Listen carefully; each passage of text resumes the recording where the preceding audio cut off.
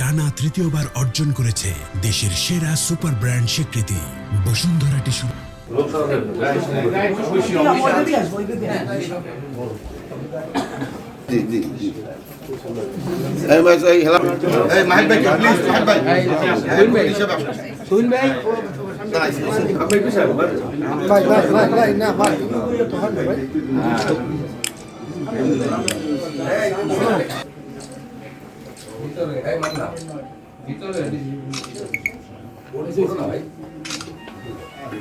Thank you.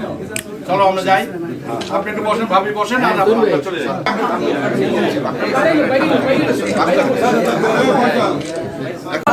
এই গণতান্ত্রিক দেশ 5ই আগস্টের পরে এই দেশ দ্বিতীয়বারের মতো স্বাধীন হয়েছে।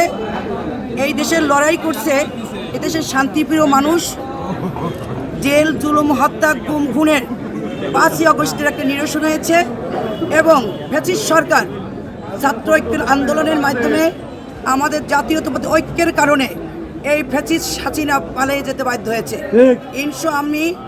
ইনশাল্লাহ আমি আশাবাদী আমাকে এই শান্তিপ্রিয় মানুষ জালকাঠি নলছিটি সোনার মানুষটা আমাকে এমপি বানাবে এবং আমি কৃতজ্ঞতা জানাই এই শতভাগ আমি কৃতজ্ঞতা জানাই আমার মাতৃতুল্য নেত্রী দেশ নেত্রী ম্যাডাম খালেদা জিয়া, আমার ভারপ্রাপ্ত চেয়ারম্যান জনাব তারেক রহমানকে আমাকে জালকাঠি 2 আসন থেকে আমাকে নমিনেশন দেওয়ার জন্য আমি গভীরভাবে তাদের প্রতি কৃতজ্ঞতা জানাই।